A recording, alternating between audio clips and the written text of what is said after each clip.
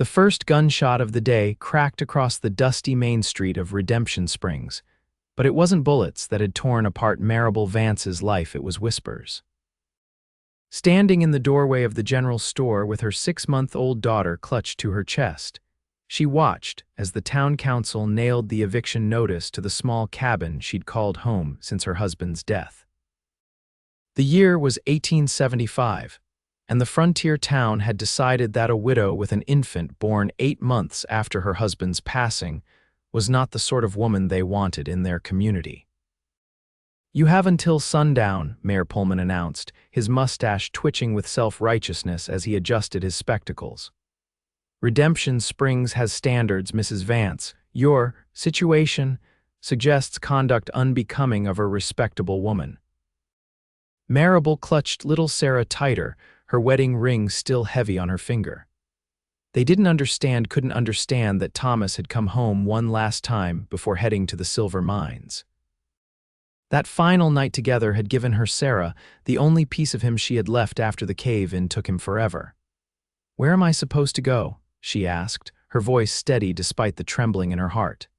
At 24, she had already weathered more storms than most women twice her age.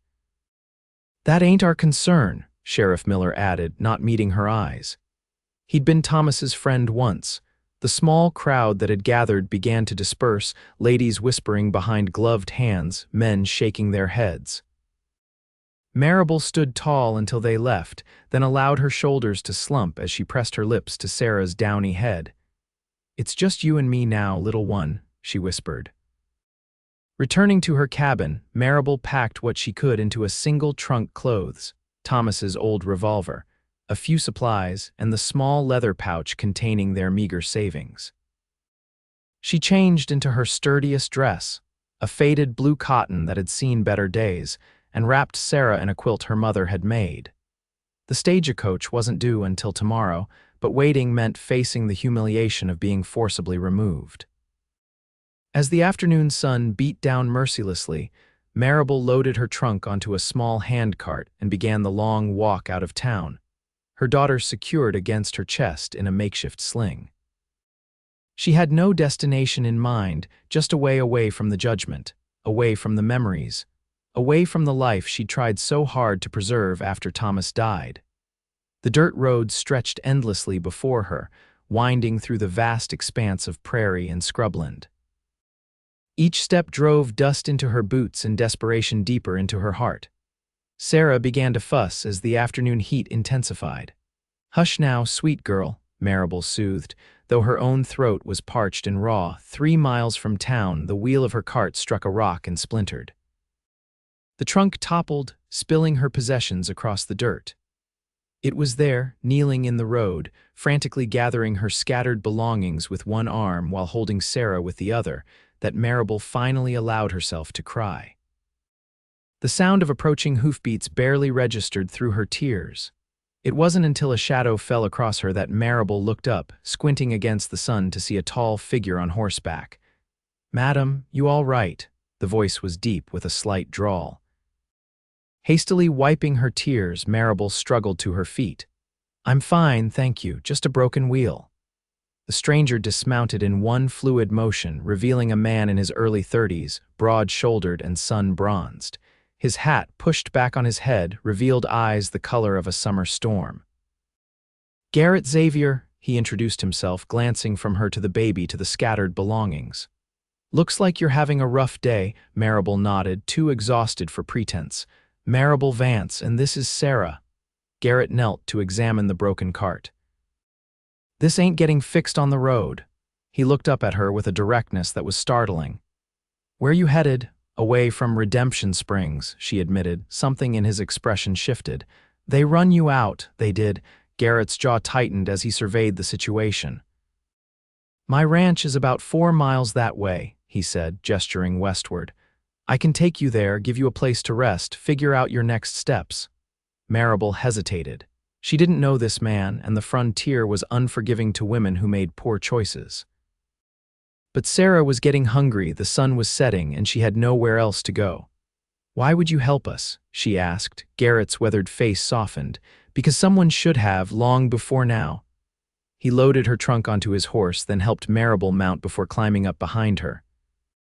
With Sarah secured between them and his arms creating a protective circle around mother and child, they rode away from the road toward the setting sun.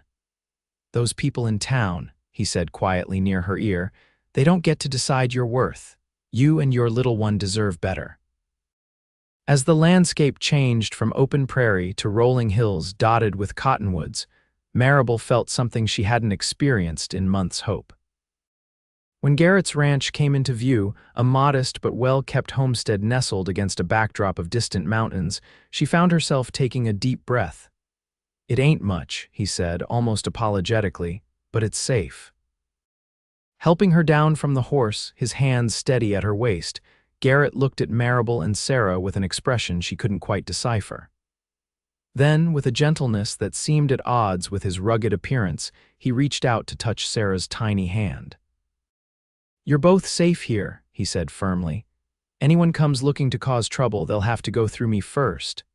As he guided them toward the house, Maribel felt the weight of the day's events pressing down on her. Sensing her exhaustion, Garrett stopped and turned to face her fully. "Mrs. Vance," he said, his voice low and earnest, "I want you to know something right now." He looked from her to Sarah and back again, then reached out to steadily take her free hand in his. "From this moment on, as far as anyone needs to know, you're mine to protect, both of you." The declaration hung in the air between them, powerful and unexpected. Maribel knew he was offering more than just shelter, he was offering her a shield against the judgment that had driven her from her home. What she didn't yet understand was why. "You don't even know me," she whispered. "I know enough," Garrett replied. "I know you're a mother trying to protect her child. That's all I need to know for now. The rest will come with time." As they approached the house, a Mexican woman in her 50s emerged onto the porch, her sharp eyes taking in the scene before her. "Doña Elena," Garrett called out, "we have guests who need our help." Elena's gaze softened when it fell on Sarah. "Bring them in," she said, already turning back to the house. "I will prepare food and warm water." That night, after a simple but hearty meal, Maribel sat in a rocking chair by the fire. Sarah sleeping peacefully in a makeshift cradle Garrett had quickly assembled from a wooden crate and blankets. Across from her, Garrett smoked a pipe, the comfortable silence occasionally broken by the crackle of burning wood. "Tomorrow I'll send one of my ranch hands to retrieve the rest of your things from town," he said finally. "There's nothing left," Maribel admitted. "Everything I own is in that trunk," Garrett frowned. "They took your home. It was a rental. After Thomas died in the mining accident, I took in laundry to make the payments." She stroked Sarah's cheek. "When she came along, the work got harder to manage, then the rumors started." "Because the timing didn't match up with your husband's passing," Garrett surmised. Maribel nodded, bracing for judgment. Instead, Garrett tapped his pipe against the fireplace grate and said, "People are quick to condemn what they don't understand. Seems to me they've forgotten what it means to be Christian." "Thomas came home one last night before returning to the mines," Maribel said softly. "Nobody believed me." "I believe you," Garrett said simply. "But even if the story were different, throwing a woman and baby out with no place to go isn't the mark of a decent community." The words landed like a bomb on Maribel's wounded spirit. For months, she'd endured sideways glances and whispered accusations, watching as former friends crossed the street to avoid her. "Why did you stop today?" she asked. Most men would have ridden past. Garrett was quiet for a long moment, staring into the fire. 5 years ago, my sister found herself in a similar situation. Different circumstances, but the same judgment. She begged for help and got turned away at every door." His voice grew rough. "By the time I found out and went looking for her, it was too late. Winter had taken her and her baby." Maribel's hand flew to her mouth. "I'm so sorry. Since then, I promised myself I'd never turn away anyone who needed help, especially not a woman with a child." He looked up, his eyes reflecting the firelight. "You can stay here as long as you need. There's the guest room upstairs, plenty of space for both of you." "I can work," Maribel offered. "I can cook, clean, do laundry." Garrett raised a hand. "We'll figure all that out later. For now, just rest. You're safe here, Mrs. Vance." "Maribel," she corrected him. If I'm staying in your home, you should call me Maribel. A small smile touched his lips. Maribel, then, and you should call me Garrett. As she climbed the stairs later that night, Sarah cradled against her chest. Maribel felt the strangest sensation, as if she'd been walking through a storm for months and had suddenly, unexpectedly, found shelter. The guest room was simple but clean, with a large bed covered in a patchwork quilt, a small dresser, and a window overlooking the ranch. Elena had left a pitcher of water, clean towels, and a small vase of wildflowers on the dresser. Settling Sarah in the center of the bed, Maribel sat beside her and watched her daughter's peaceful sleep. "What do you make of all this, little one?" she whispered. "A stranger takes us in, offers protection, asks for nothing in return. Is this Providence or just another crossroads?" Sarah's only response was a soft sigh as she turned her head, tiny fingers curling against the quilt. Maribel undressed and slipped into a nightgown, then lay down beside her daughter, listening to the unfamiliar sounds of a house that wasn't hers, wondering what the morning would bring. Sunrise came with the crowing of a rooster and the distant lowing of cattle. For a disorienting moment, Maribel couldn't remember where she was. Then Sarah stirred beside her, and the events of the previous day came rushing back. A gentle knock at the door was followed by Elena's voice. "Breakfast is ready when you are, Señora. There is warm water for washing."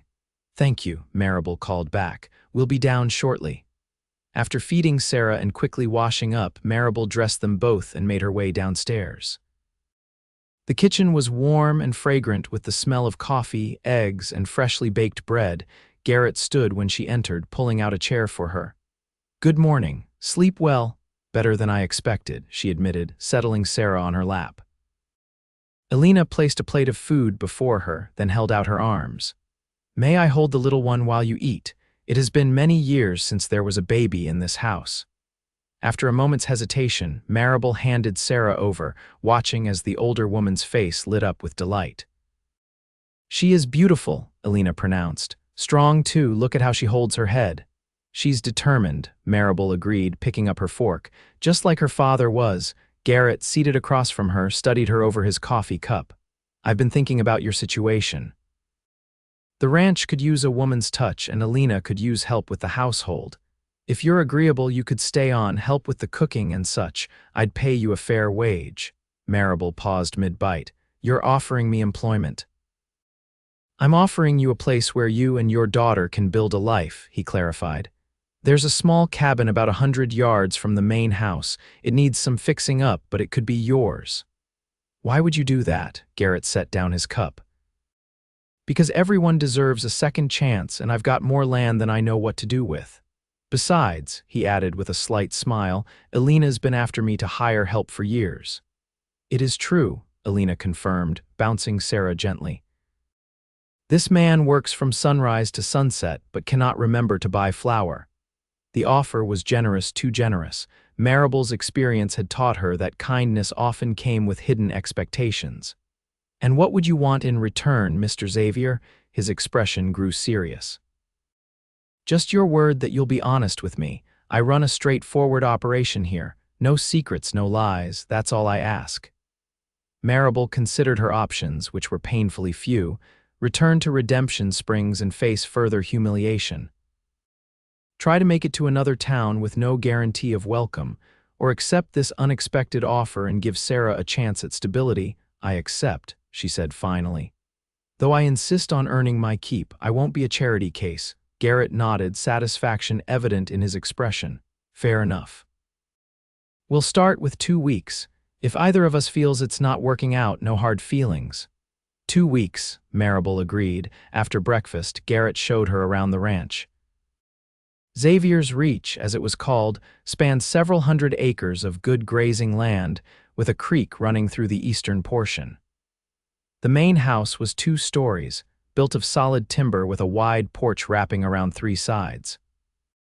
Besides the main structure, there was a large barn, a blacksmith's forge, bunkhouses for the ranch hands, and the small cabin he'd mentioned. "It was the original homestead," Garrett explained as they approached the cabin. "My father built it when he first claimed the land." The structure was sturdy but neglected, with weeds growing up around the foundation and shutters hanging askew. Inside, dust covered the simple furnishings, but Maribel could see the potential: a main room with a fireplace, a small bedroom, and a lean-to kitchen. "It needs work," Garrett acknowledged, "but the roof's sound and the walls are solid. Give me a week and I'll have it habitable." Maribel walked to the single window and wiped away a layer of dust, looking out at the vista of rolling grassland and distant mountains. "It's beautiful here," she said softly. "It grows on you," Garrett agreed, watching her with an intensity that made her self-conscious. "I should get back to Sarah," she said, turning away from the window. "Elena has been very kind, but I shouldn't impose." As they walked back toward the main house, Maribel gathered her courage. "May I ask you something, Mr. Xavier?" "Garrett," he reminded her. "Garrett, why did you really bring us here? The truth, please." He slowed his pace, considering her question. "When I saw you on that road, something happened. I can't explain it properly, but I knew I couldn't ride past. Maybe it was thinking about my sister, or maybe," he stopped, seeming to choose his words carefully, "maybe it was just recognizing someone who needed exactly what I had to offer." It wasn't a complete answer, but Maribel sensed it was honest. For now, that would have to be enough. The next 2 weeks passed in a blur of activity. True to his word, Garrett set about making the cabin livable, enlisting his ranch hands to help with repairs. Maribel divided her time between caring for Sarah, helping Elena with household tasks, and cleaning the cabin in preparation for their move. She quickly learned the rhythm of ranch life: breakfast before dawn, a flurry of morning chores, dinner at midday when the men came in from the range, more work in the afternoon, and supper as the sun set. The routine was demanding but satisfying, giving structure to days that had previously been filled with uncertainty and fear. Elena proved to be both a taskmaster and a friend, teaching Maribel the particular ways of the Xavier household while sharing stories of her own life. She had come north from Mexico as a young woman, working first as a cook in Santa Fe before Garrett's father hired her 20 years ago. "The senior Mr. Xavier, he was a good man," Elena told Maribel as they kneaded bread dough side by side. "When he died 10 years ago, Garrett was only 23, but he took over the ranch and made it even more successful. He is like his father: honorable, hardworking, stubborn as a mule." "He seems very contained," Maribel observed. "I rarely see him smile." Elena's hands stilled on the dough. "There was a time when he smiled more, before his sister died, before the trouble with the Blackwell gang." "Blackwell gang," bad men who tried to take this land 5 years ago. They killed some of Garrett's ranch hands, burned the north pasture. Garrett and the other ranchers eventually drove them out, but it left him harder, Elena resumed, kneading. "He has been alone too long, I think." Maribel considered this as she shaped her dough into a loaf. In the short time she'd known him, Garrett had been unfailingly kind, but there was a reserve about him, a distance he maintained even when they were working side by side. "The cabin will be ready tomorrow," Elena continued. "You and the little one can move in then." "It's very generous of him," Maribel said. "Generosity is in his nature," Elena replied, giving Maribel a significant look. "But there is something different about how he is with you. I have not seen him take such interest in a long time." Maribel felt her cheeks warm. "He's helping because of what happened to his sister. It's not personal." Elena made a non-committal sound. Perhaps there is more to it than either of you realize yet." Before Maribel could respond, the kitchen door opened and Garrett himself entered, removing his hat as he crossed the threshold. His shirt was damp with sweat, dark hair curling against his neck, and there was a smudge of dirt across his cheek. "The roof's patched and the chimney's clear," he announced. "Windows are reglazed too, should be comfortable enough now." "Thank you," Maribel said, suddenly conscious of her flour-covered hands and loose hair. "You've gone to a lot of trouble." "No trouble," he assured her, accepting the cup of water Elena handed him. "Just making things right." His gaze lingered on her face for a moment before he turned to Elena. "Johnson's bringing in a doe he shot this morning. Thought we might have venison for supper." "I will prepare it," Elena agreed. "Maribel can finish the bread." After Garrett left, Elena gave Maribel a knowing look. Not personal, you say? Maribel turned back to her dough, kneading with renewed vigor. He's being kind, nothing more. But later, as she nursed Sarah in the rocking chair by the kitchen window, watching Garrett chop wood in the yard, his rhythmic movements powerful and precise, she found herself wondering if Alina might be right. There were moments when she caught him looking at her with an expression that seemed to go beyond simple concern for her welfare. It was dangerous territory. She was a widow with a baby, cast out from respectable society. He was a successful rancher who could have his pick of suitable women. Whatever Alina might think she saw between them, Maribel knew better than to let her imagination run wild. The following day, Maribel and Sarah moved into the cabin. Garrett had furnished it simply but comfortably, a bed frame with a new straw mattress, a table with 4 chairs, a rocking chair by the fireplace, and a cradle he'd apparently crafted himself. "It's not fancy," he said, watching as Maribel ran her fingers over the smooth wood of the cradle, "but it should serve." "It's perfect," she assured him, genuinely touched by the gesture. "Did you make this?" He nodded, looking slightly embarrassed. "Had some time in the evenings." Alina mentioned the little one was outgrowing that box we fixed up. Maribel placed Sarah in the cradle, watching as her daughter stretched contentedly in the new space. "She approves." A smile touched Garrett's lips, softening the hard planes of his face. "Good." That evening, after Sarah was asleep in her new cradle, Maribel sat on the small porch of the cabin, watching as the last light faded from the sky. The air was cool but not cold, fragrant with sage and pine from the distant mountains. She was startled by the sound of approaching footsteps, then relaxed when she recognized Garrett's tall figure. "Mind if I join you?" he asked, holding up a bottle. "Thought you might want to celebrate your first night in your new home." Maribel nodded, and he settled onto the step beside her, uncorking the bottle and pouring amber liquid into 2 tin cups.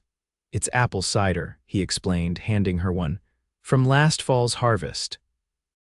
They sat in companionable silence for a while, sipping the sweet cider and watching as stars began to pepper the darkening sky. 2 weeks are up tomorrow," Garrett said finally. "You planning to stay on?" Maribel looked at him, surprised by the question. "I thought." "That is, I assumed the arrangement was working well." "It is," he assured her quickly. "Alina says you're a godsend in the kitchen, and the men have noticed the improvement in the meals. I just wanted to make sure you were content here." "We are," Maribel said softly. "More than I expected to be, honestly." Garrett nodded, seeming relieved. "Good, that's good." Another silence fell between them, but it wasn't uncomfortable. There was something peaceful about sitting beside this quiet, steady man, sharing cider and starlight. "Can I ask you something?"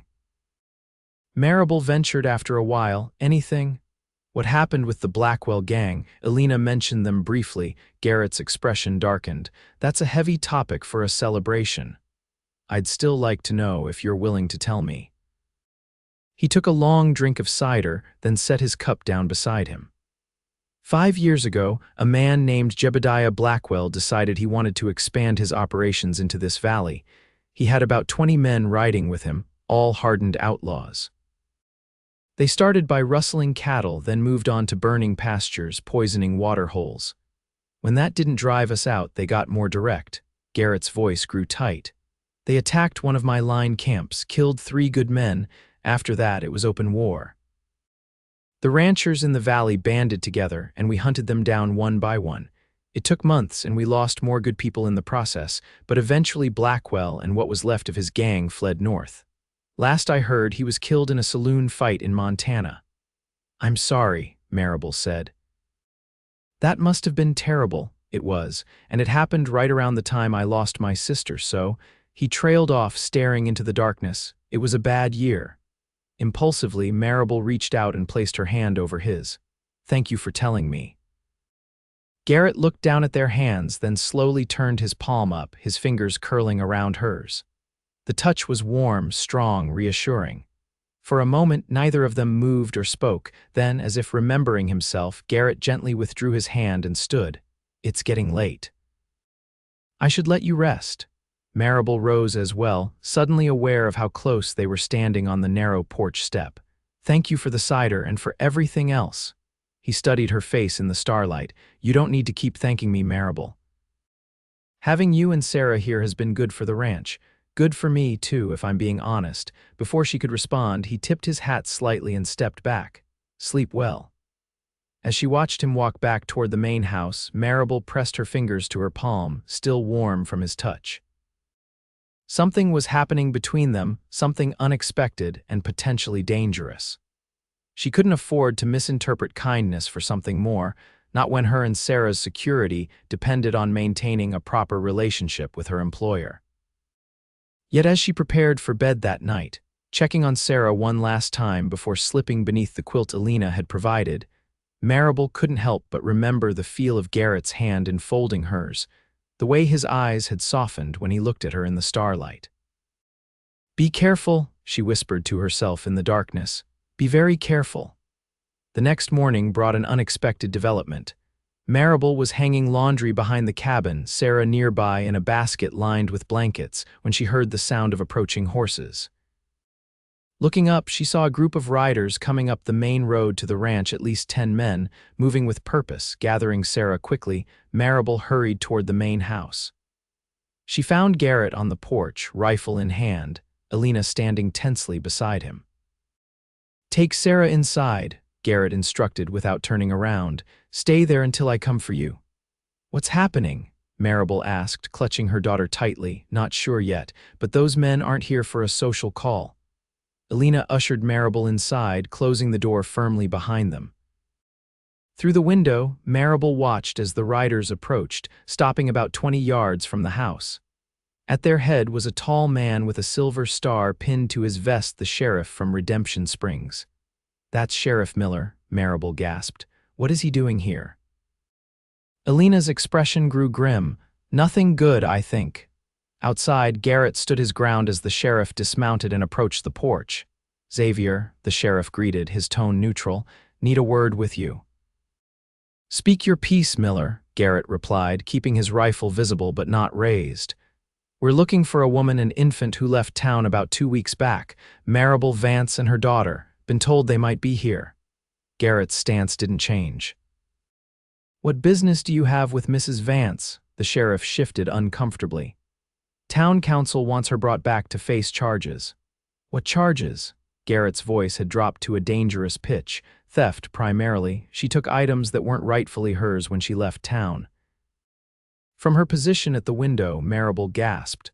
"That's a lie. Everything I took was mine." Alina put a restraining hand on her arm. "Let Garrett handle this." Outside, Garrett was shaking his head. "That's a mighty convenient accusation, Sheriff." Strange how it took 2 weeks for anyone to notice this supposed theft. The sheriff's jaw tightened. "Mayor Pullman's leading this, says she took silverware that belonged to her landlord plus some other valuables." "And you believe that?" Garrett asked quietly. Miller had the grace to look uncomfortable. "Got to investigate complaints, Xavier. That's my job." "Your job is justice," Garrett countered. "Tell me, was justice served when you ran a grieving widow and her infant out of town based on nothing but gossip?" One of the men behind the sheriff called out, "This ain't your concern, Xavier. The woman's a thief and worse. Hand her over and we'll be on our way." Garrett's grip on his rifle tightened. "She's under my protection now." "You want her, you go back to Pullman and tell him to bring actual evidence to a proper court. Until then, you're trespassing on my land." The sheriff sighed, looking genuinely regretful. "Don't make this harder than it needs to be, Xavier. We've got the law on our side." "Do you?" Garrett challenged. "Because from where I'm standing, this looks like harassment. Mrs. Vance is employed here legally, living in a cabin I've provided, and hasn't broken any laws. You've got no warrant, no evidence, and no jurisdiction on my property." The standoff stretched tense and brittle. Maribel held her breath, watching as the men seemed to measure each other's resolve. Finally, the sheriff took a step back. "This isn't over, Xavier. Pullman won't let it go." "Then Pullman can come himself next time," Garrett replied evenly. "And he'd better bring more than baseless accusations when he does." The sheriff mounted his horse, giving Garrett one last hard look. "You're making enemies you don't need." "Wouldn't be the first time," Garrett answered. He remained on the porch, rifle ready, as the group turned their horses and rode away. Only when they were out of sight did he lower the weapon and come inside.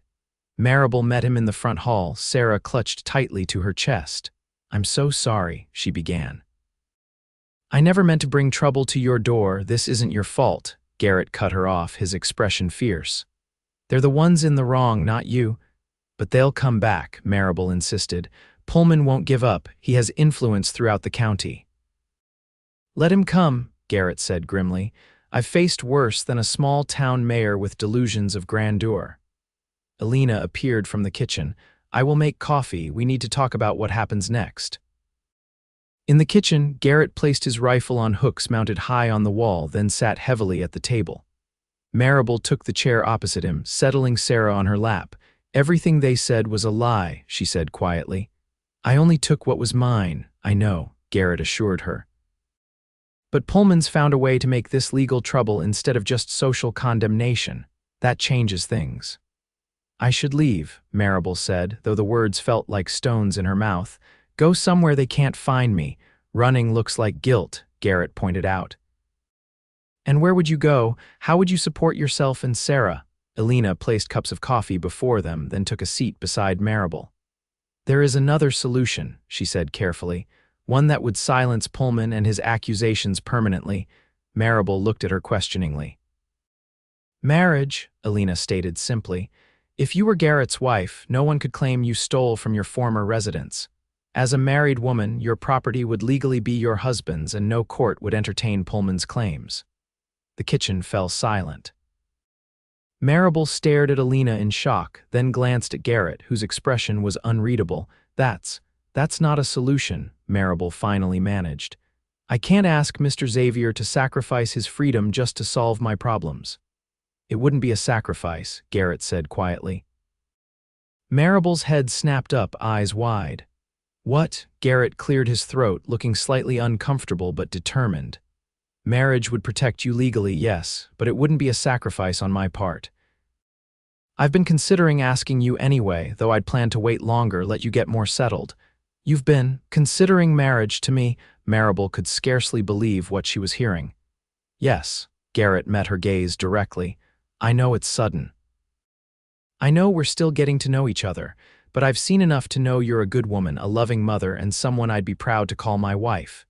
Alina rose discreetly. "I will check on the bread," she murmured, slipping out of the kitchen. Alone with Garrett, Maribel struggled to organize her thoughts. "This is too much. You've already done so much for us. I can't let you tie yourself to me out of obligation or pity." "Is that what you think this is?" Garrett leaned forward, his eyes intent on hers. "Obligation, pity. What else could it be? We barely know each other." "I know enough," he insisted. "I know you're strong enough to face down an entire town's condemnation to protect your child. I know you work hard and take pride in what you do. I know you're kind to Alina and respectful to my ranch hands. I know when you smile, really smile, not just being polite, your whole face lights up in a way that makes me want to find reasons to make it happen again." Maribel's heart hammered in her chest. "Garrett, I'm not proposing out of pity or obligation," he continued. "I'm proposing because in the 2 weeks you've been here, this ranch has felt more like a home than it has in years. Because Sarah deserves a father who will protect her and love her as his own. Because I think, given time, we could build something good together." He reached across the table, offering his hand. After a moment's hesitation, Maribel placed her palm against his. "I'm not asking for love," Garrett said softly. "Not yet, just partnership, respect, and the chance to earn your trust. The rest can come with time if it's meant to." Maribel looked down at their joined hands, then at Sarah, who was watching Garrett with wide, curious eyes. The proposal was unorthodox, even pragmatic, but there was sincerity in Garrett's voice that couldn't be fabricated. "If we did this," she said slowly, "it would be a real marriage. Not just a legal arrangement, as real as you want it to be," Garrett affirmed. "I meant what I said that first day, you're mine to protect now, both of you. I'd like to make that promise permanent." Maribel took a deep breath. "I need time to think, of course." Garrett squeezed her hand gently before releasing it. "Take all the time you need, but remember, Pullman and his men might return sooner rather than later." After Garrett left to attend to ranch business, Maribel sat at the kitchen table, staring into her cooling coffee. Alina returned, giving her a sympathetic look. "It is a lot to consider, no?" the older woman said, resuming her seat. "It's overwhelming," Maribel admitted. "2 weeks ago, I was being driven from my home in disgrace. Now I'm considering a marriage proposal from a man I barely know." "You know more about his character than many brides know of their husbands," Alina pointed out. "You have seen him face down armed men to protect you. You have seen how he treats those who work for him, how he keeps his word." "That's true," Maribel acknowledged. "But marriage. It's a lifetime commitment." Alina's expression grew thoughtful. "When I first came to work for the Xavier family, the senior Mr. Xavier and his wife had been married 30 years. They did not marry for love, it was arranged by their families. But the love grew deep and strong because they respected each other and worked together toward common goals." She reached out to touch Sarah's cheek.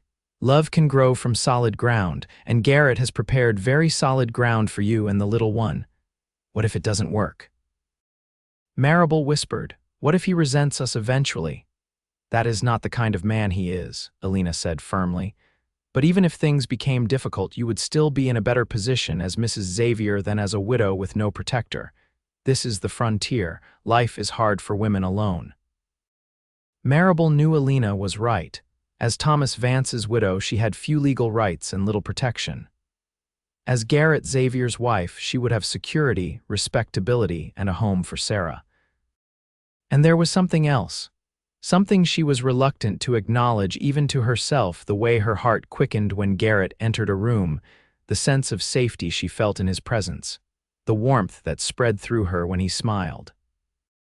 "I think I've already made my decision," she said softly. "I'm just afraid to admit it." Alina patted her hand.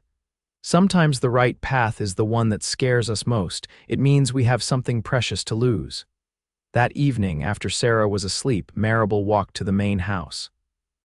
She found Garrett in his study, reviewing ledgers by lamplight. He looked up when she entered, setting aside his work immediately. "Maribel," he said, rising. "Come in." She remained by the door, hands clasped tightly before her. "I've been thinking about your proposal." And his expression was carefully neutral, but she could see the tension in his shoulders. "I have conditions," Maribel said, lifting her chin. "If we're to do this, I need to know where I stand. Name them." "First, Sarah will be treated as your daughter in all ways. Your name, your protection, your inheritance if you're willing." "Agreed," Garrett said without hesitation. "I'd like to formally adopt her if that's acceptable to you." Maribel nodded, both relieved and touched by his readiness. "Second, I want to be a true partner in this ranch, not just a housekeeper who shares your name. I want to learn the business, understand the finances, be involved in decisions." A smile touched Garrett's lips. "I wouldn't have it any other way. This place will be yours as much as mine." "Third," Maribel continued, her voice softening slightly, "I want us to be honest with each other always. No secrets, no lies, just as you asked of me that first day." "Agreed," Garrett said, taking a step toward her. "Anything else?" Maribel took a deep breath. "Last condition. I want a real marriage, Garrett, not just on paper, not just for show. I want us to build something genuine together. That means I need time. Time to get to know you, time to let my heart catch up to circumstances." Garrett closed the distance between them, stopping just short of touching her. "I'll give you all the time you need," he promised. "We'll take this at whatever pace feels right to you." "Then yes," Maribel said softly, "I'll marry you." The smile that broke across Garrett's face transformed him, erasing years of solitude and worry. Gently, he took her hands in his. "Thank you for trusting me with your future," he said. "And Sarah's." "Thank you for offering us one," Maribel replied. They stood like that for a long moment, hands joined, the promise of a shared life stretching before them. Then, with careful deliberation, Garrett raised one hand to her cheek, his touch feather light. "May I?" he asked softly. Maribel nodded, and he leaned down to press his lips to hers in a kiss that was gentle yet filled with promise. It was brief, chaste even, but when he pulled away, something had fundamentally changed between them. "We should make it official soon," Garrett said, his voice slightly rougher than before. "Before Pullman tries something else." "How soon?" Maribel asked. "There's a circuit judge due in Preston next week. We could ride in, get the license, be married that same day." Preston was the county seat, a day's ride from the ranch. What about Sarah? I can't leave her behind. She'll come with us, of course, Garrett assured her. We'll make it a family trip, get some supplies while we're there. The word family sent a warm current through Maribel's chest. A week, then, she agreed. That seems almost reasonable compared to everything else that's happened lately. Garrett chuckled, the sound rich and genuine. Nothing about this has been conventional, has it? Not a single thing, Maribel confirmed with a small laugh of her own. As she walked back to her cabin that night, stars bright overhead, Maribel felt lighter than she had in months. The future still held uncertainties, but for the first time since Thomas's death, she wasn't facing them alone. News of their engagement spread quickly through the ranch.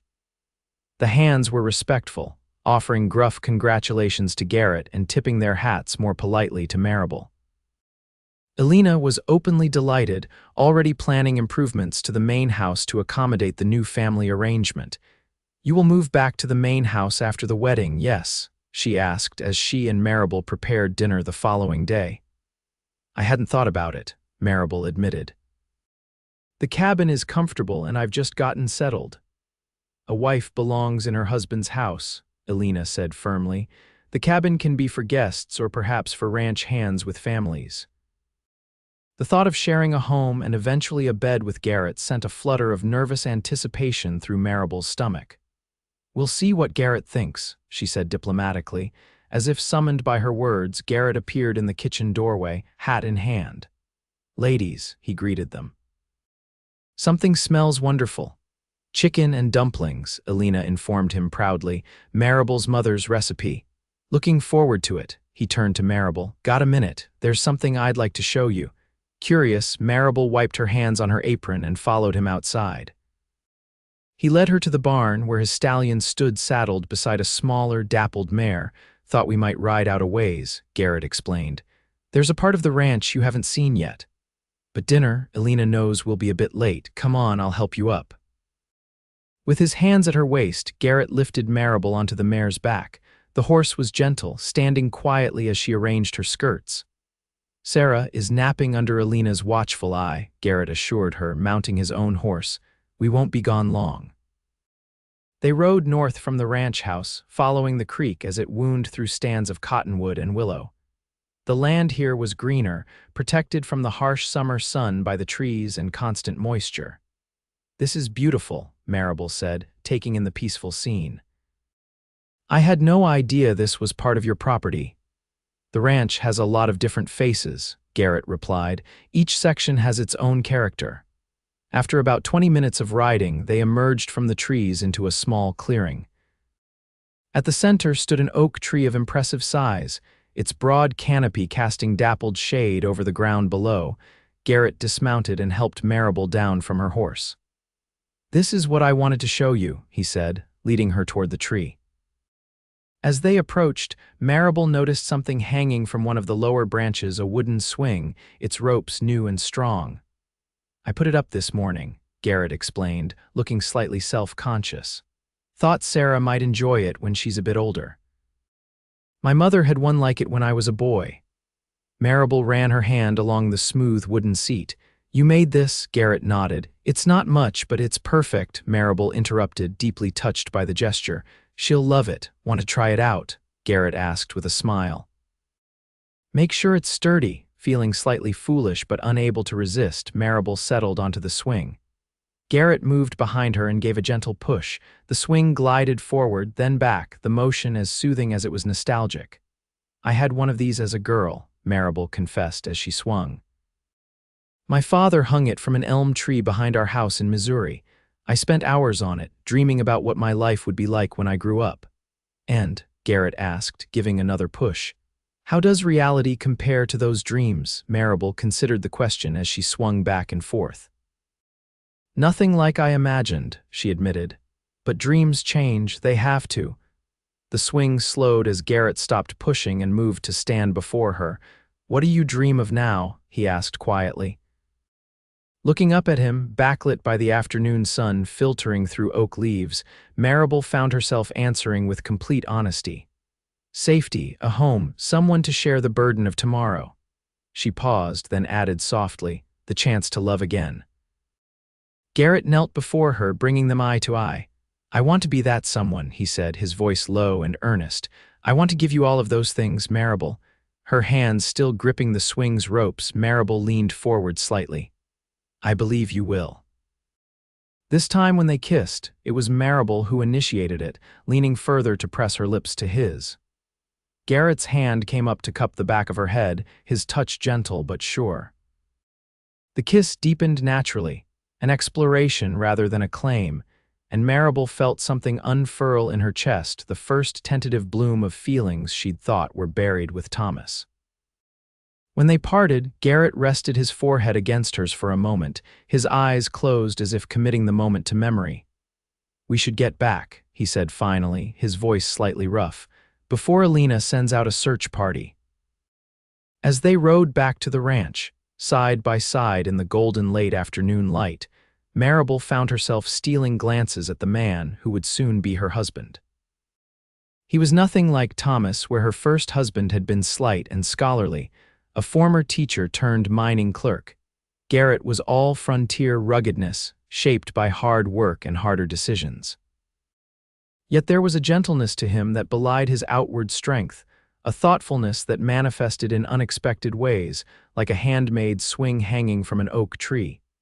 "Penny for your thoughts," Garrett said, catching her looking. Maribel smiled. "Just thinking that life takes strange turns."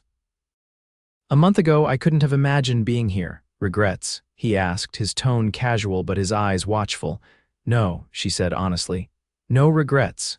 The week passed quickly, filled with preparations for both the wedding and the trip to Preston. Alina insisted on altering one of Maribel's dresses for the ceremony, adding lace from her own treasured collection to the collar and cuffs. Garrett rode out to inform his nearest neighbors of the upcoming nuptials, returning with offers of help should Pullman and his men try to cause more trouble. "The Hendersons will keep an eye on the ranch while we're gone," he told Maribel.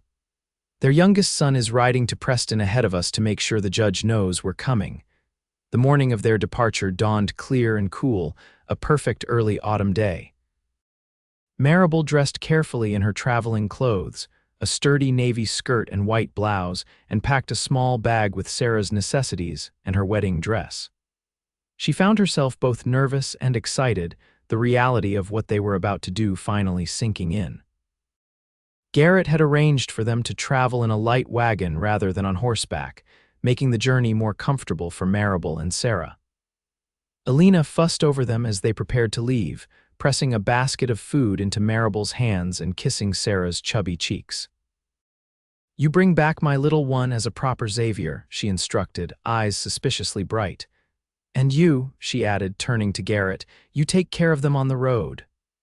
"Yes, madam," he replied with mock solemnity, though his eyes were warm with affection for the older woman. The journey to Preston took most of the day, the wagon following a well-traveled road that wound through rolling hills and across shallow streams. Sarah was surprisingly good-natured throughout, content to be held on Maribel's lap or to nap in the makeshift bed Garrett had arranged in the back of the wagon. They talked easily as they traveled, sharing stories from their earlier lives.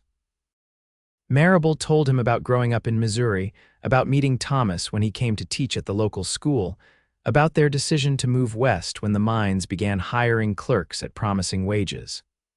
"Thomas was so certain we'd make our fortune," she recalled. "He had plans to open a bookshop once we'd saved enough. He loved books more than anything." "Except you," Garrett said quietly. Maribel smiled at the observation. "Except me, and he would have loved Sarah so much."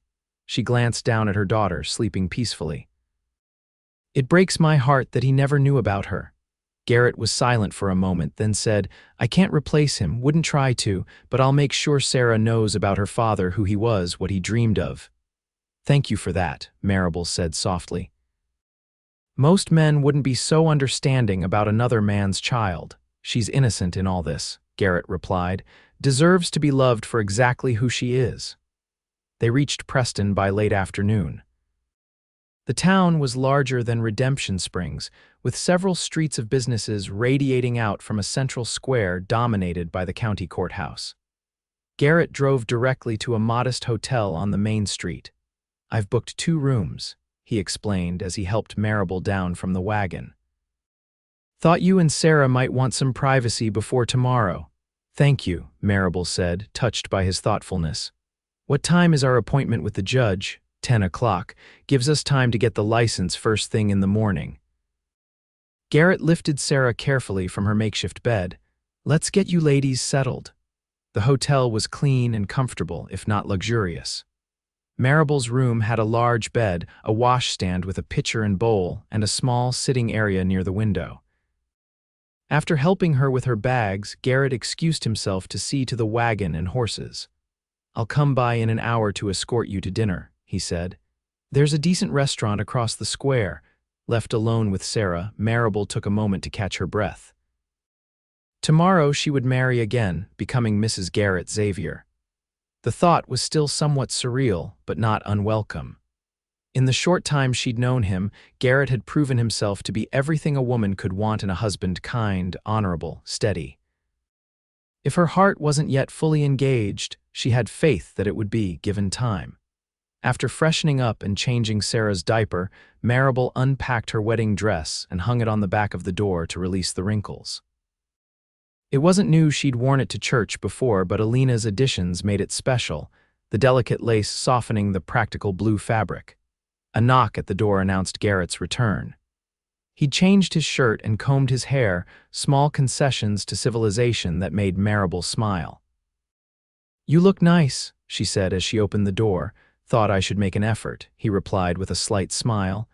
"Can't have my bride to be thinking she's marrying a complete savage." The restaurant was busy but not crowded, the dinner crowd a mix of locals and travelers. They attracted a few curious glances: a handsome man, a young woman with a baby, but nothing like the open hostility Maribel had faced in Redemption Springs. Over a meal of roast beef and potatoes, they discussed practical matters: where they would live after the wedding, the main house with some renovations to make it more comfortable for a family, how they would handle the adoption of Sarah. The judge could process those papers at the same time as the marriage. What name to put on the marriage license? Maribel hesitated only briefly before deciding to use her maiden name, Monroe, rather than Vance. "It feels like a fresh start," she explained, "a clean break from the past." "Maribel Xavier does have a nice ring to it," Garrett agreed. After dinner, they walked slowly around the town square, Sarah dozing against Maribel's shoulder. The evening was pleasant, with a soft breeze carrying the scent of autumn leaves. "Nervous about tomorrow?" Garrett asked as they completed their circuit and headed back toward the hotel. "A little," Maribel admitted, "but not in a bad way, more anticipatory, I suppose. Same here." He glanced at her, expression thoughtful. "Never thought I'd marry, to be honest. After my sister died, I pretty much resigned myself to being alone. Focused on the ranch, tried not to think about what I was missing." "And now?" Maribel asked softly. "Now I'm glad I was wrong," Garrett said simply. "Glad I found you and Sarah, even if the circumstances were difficult." At the door to her hotel room, Garrett hesitated.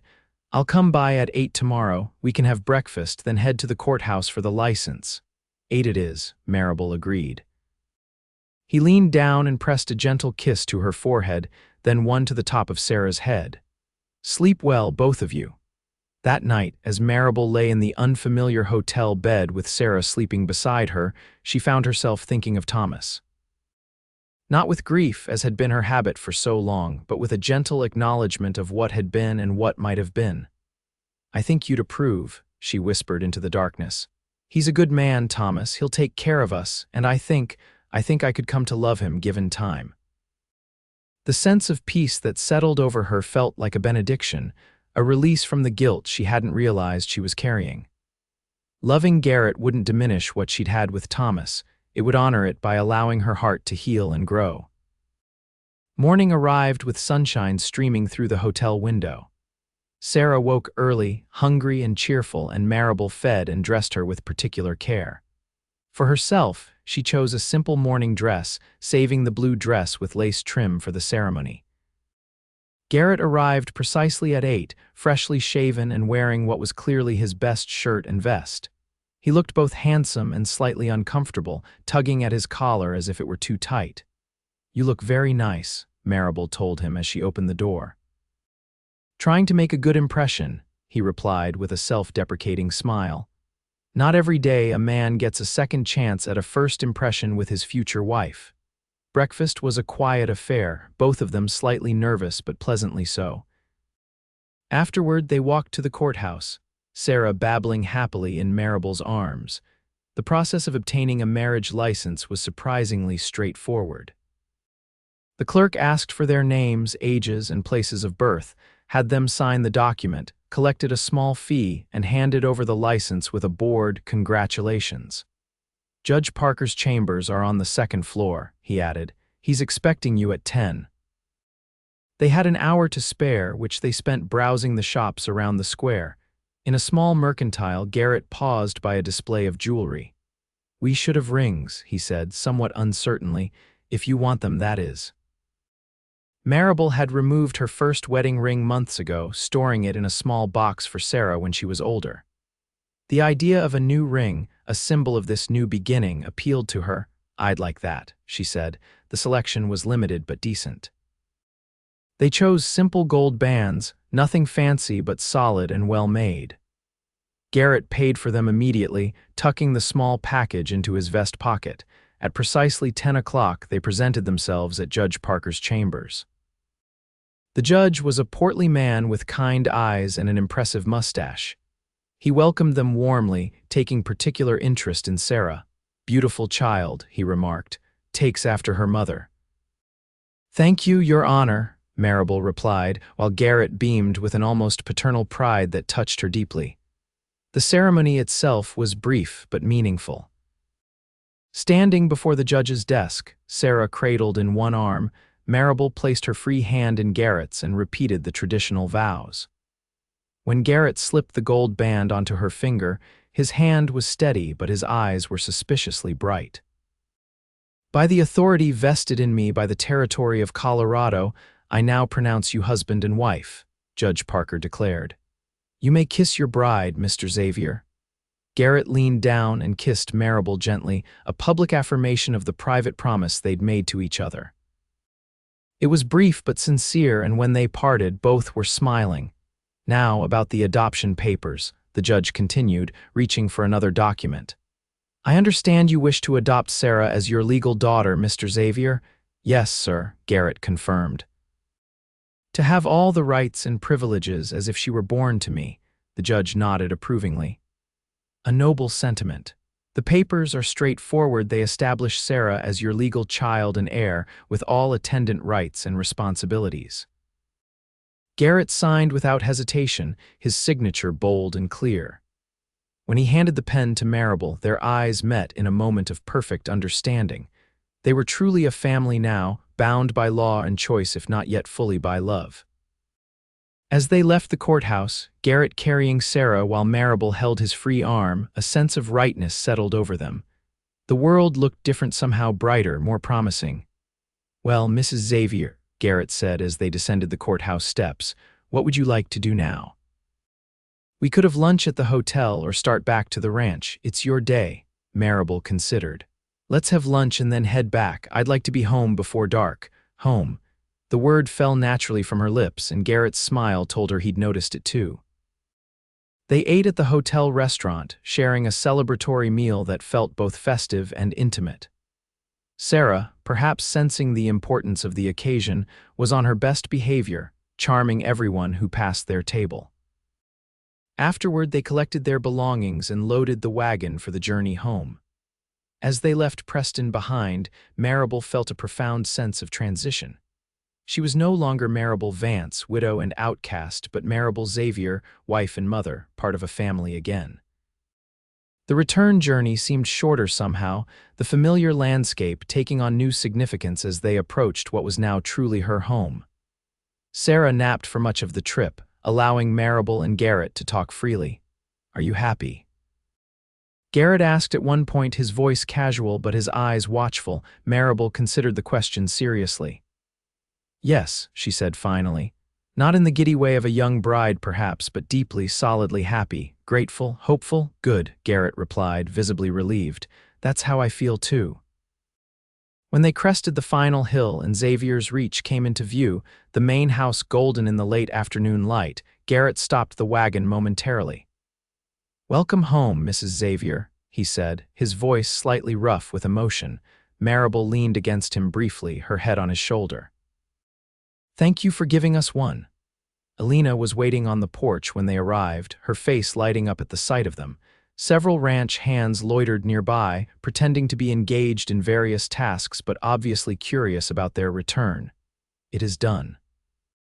Alina asked as Garrett helped Maribel down from the wagon. "It's done," he confirmed, lifting Sarah down as well. "May I present Mrs. Maribel Xavier and Miss Sarah Xavier?" Alina clasped her hands in delight. "Gracias a Dios, come inside, come. I have prepared a special dinner to celebrate." Word spread quickly through the ranch. By evening, several neighbors had arrived with small gifts and good wishes. The Henderson family brought a handmade quilt, the Johnsons a set of silver spoons, the Millers a basket of preserves and pickles. It was a far cry from the rejection Maribel had faced in Redemption Springs, and she found herself overwhelmed by the simple kindness of these frontier families. "They're good people," Garrett told her as they thanked the last of their visitors. "Salt of the earth. They understand that out here, we have to look out for each other." After everyone had gone and Alina had retired to her quarters, Garrett and Maribel found themselves alone in the main house for the first time as husband and wife. Sarah was already asleep in the cradle Garrett had moved to their bedroom. "So," Garrett said, suddenly awkward in a way he hadn't been all day. "Would you like me to show you around? I realize you've been in the house before, but not as its mistress." Maribel appreciated his attempt to ease the transition. "I'd like that." He guided her through the house room by room, pointing out features she hadn't noticed before: the height marks on the kitchen door frame, where his growth had been recorded as a boy; the secret compartment in the study where his father had kept important papers; the slight slope in the dining room floor that meant the table had to be wedged on one side to keep it level. "And this," he said finally, opening the door to the master bedroom, "is our room. If you'd prefer separate rooms for now, I can easily move to one of the guest rooms." The room was large and comfortable, with a massive 4-poster bed that dominated the space.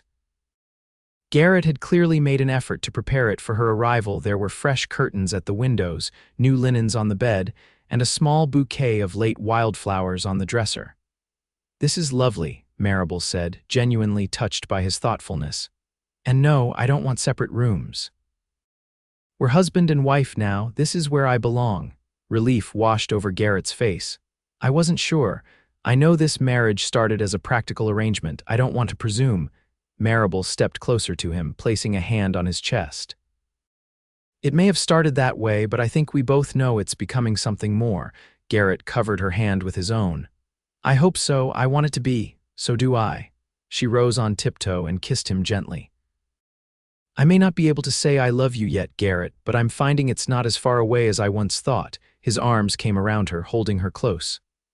"That's more than enough for now," he murmured against her hair. "We have time, Maribel, all the time we need." As the weeks passed, Maribel settled into her role as Mrs. Xavier with increasing confidence.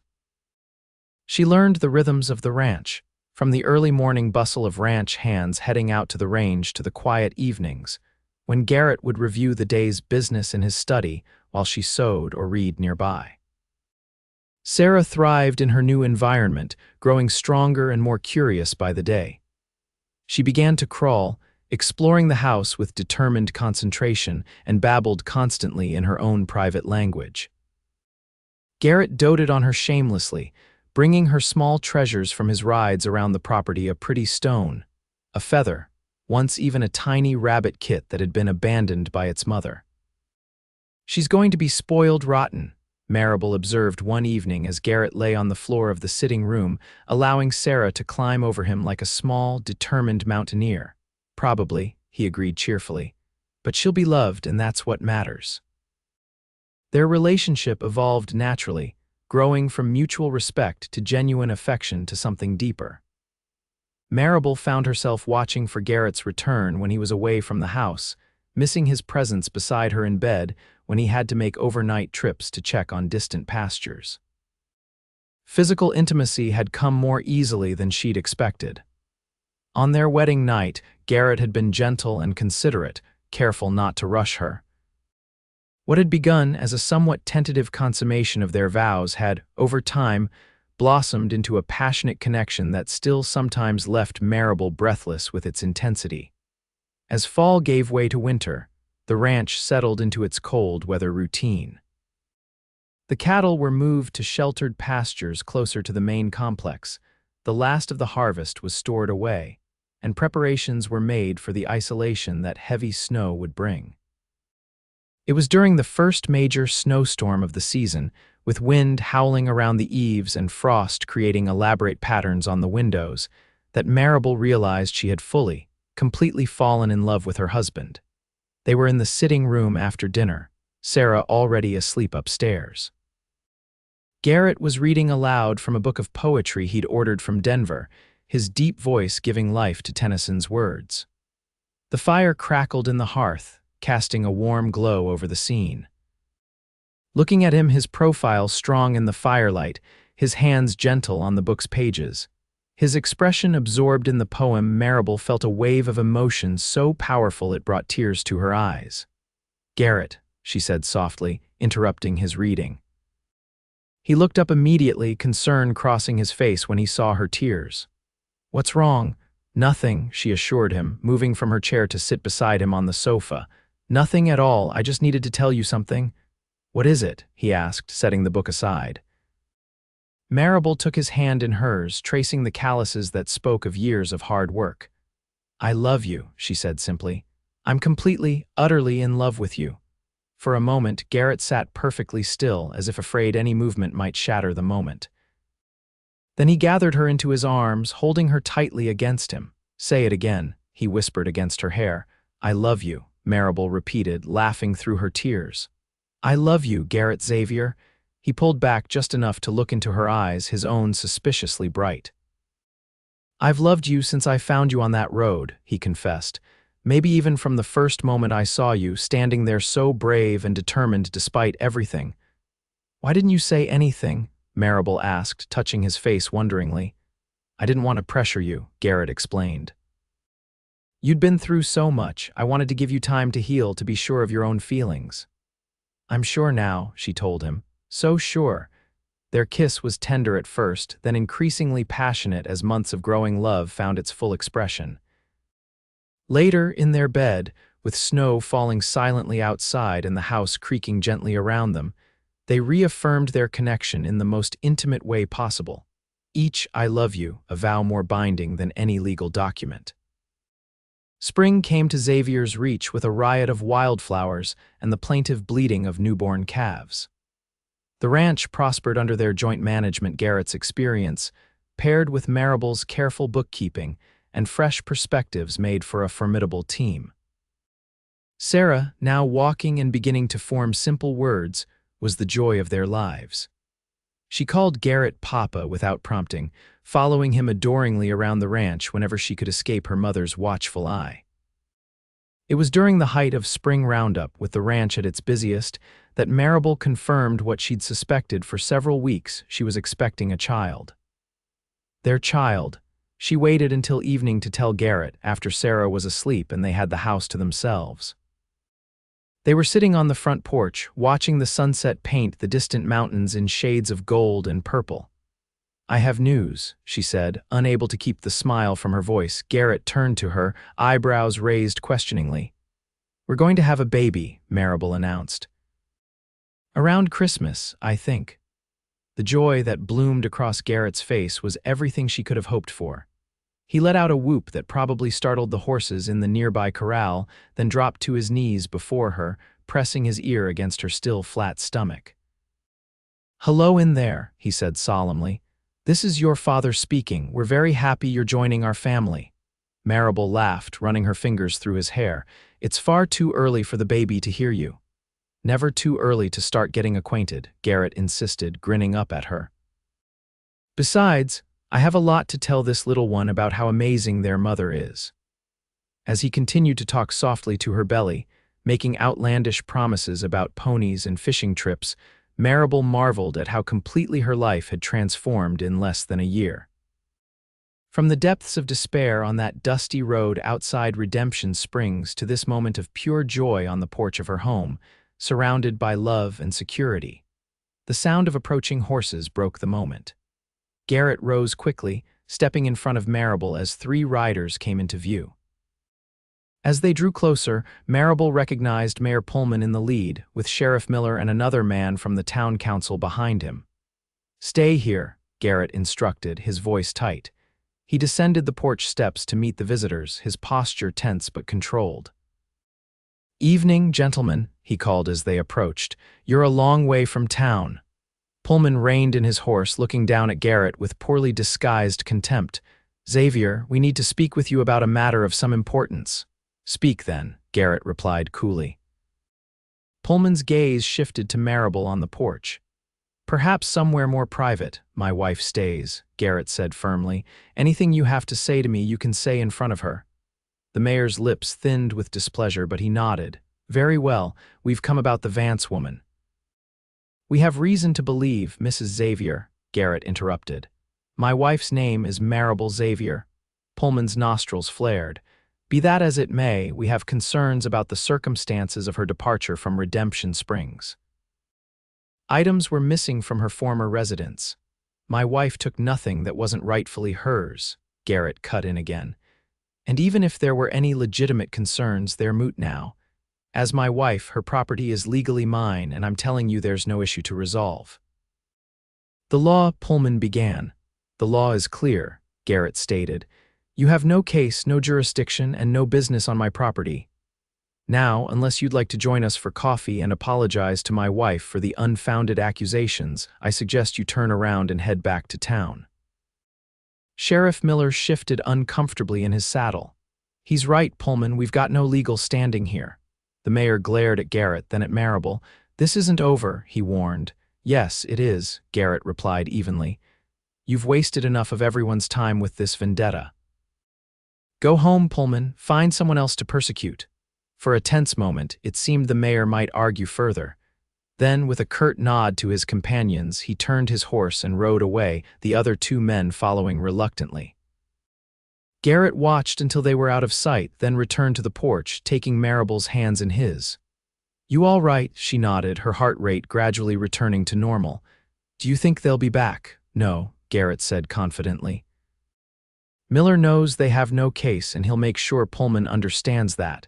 Besides, we have friends in the county now, people who know us and respect us. The days when they could isolate and intimidate you are over." As if to confirm his words, they heard the sound of more riders approaching, but this time it was the Henderson family, coming to discuss plans for the summer grazing. Seeing the Hendersons' friendly waves, Maribel felt the last of her tension dissolve.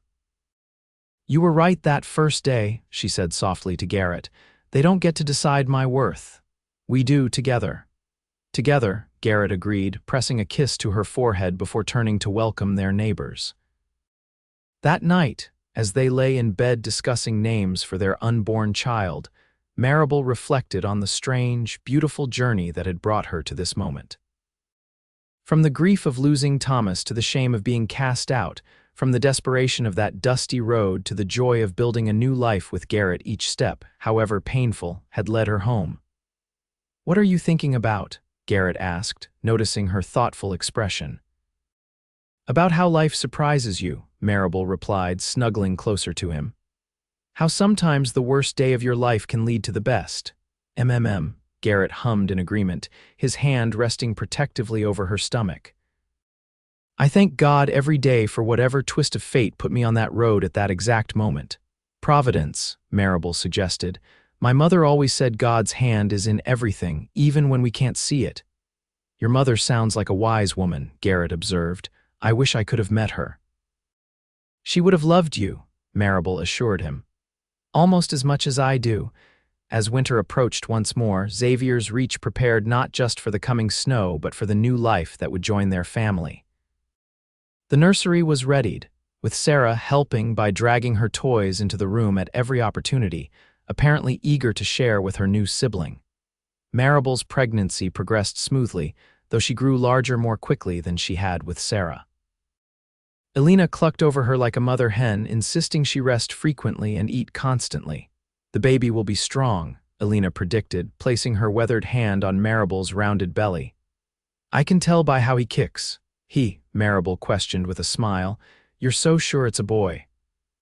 "A mother knows," Elena said confidently. "And this one will have his father's spirit and his mother's heart." Whether Elena's prediction was insight or lucky guessing, she proved correct when, 2 weeks before Christmas, Maribel gave birth to a healthy son after a relatively easy labor. Garrett, who had paced the hallway throughout the ordeal, burst into tears when Elena placed the squalling infant in his arms. "He's perfect," Garrett whispered, bringing the baby to Maribel's side. "Absolutely perfect." They named him Thomas Garrett Xavier, honoring both Maribel's first husband and the man who had given them a new beginning. Sarah, upon meeting her brother for the first time, seemed unimpressed by the red-faced, squirming bundle, but delighted by the attention she received as a new big sister. That Christmas was the happiest of Maribel's life. With Sarah racing around the house in excitement, baby Thomas sleeping peacefully in his cradle, and Garrett watching his family with undisguised adoration, she felt a completeness she had once thought lost forever. As they sat before the fire on Christmas Eve, the children asleep upstairs and a gentle snow falling outside, Garrett presented Maribel with a small, carefully wrapped package. "What's this?" she asked, surprised. "Just a little something I've been working on," he replied with a hint of nervousness. "Open it." Inside the package was a locket, crafted from silver and engraved with delicate scrollwork. When Maribel opened it, she found 2 tiny portraits, one of Sarah, one of Thomas, expertly painted on ivory. "Garrett," she breathed, deeply touched. "It's beautiful, but how?" "Had a photographer in Denver take the pictures when we were there last month," he explained, "then sent them to a jeweler who specializes in miniatures. Do you like it?" "I love it," Maribel assured him, immediately fastening the locket around her neck. "I'll treasure it always." "There's room for more portraits," Garrett added with a smile. "I thought we might need to expand the collection in the future." Maribel raised an eyebrow. "Already planning for more children, Mr. Xavier?" "Planning? No," he replied, pulling her into his arms. "Hoping, absolutely." As they kissed beside the Christmas tree, Maribel marveled at how far they'd come.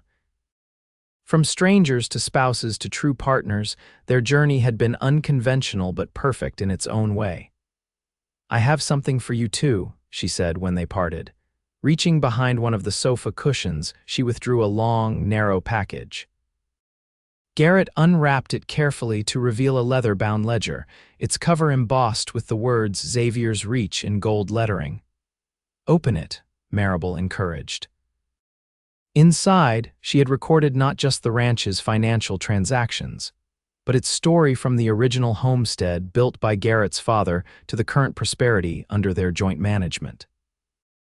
There were sketches of the buildings, notes about successful breeding programs, even pressed flowers from significant locations around the property.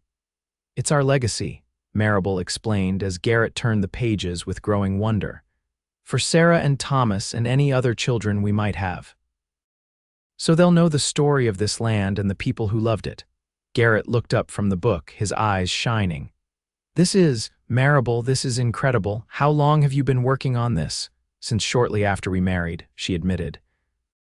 "It started as a way to learn about the ranch, but it became something more. A love letter, I suppose, to this place and the life we're building here." Setting the ledger carefully aside, Garrett gathered Maribel into his arms.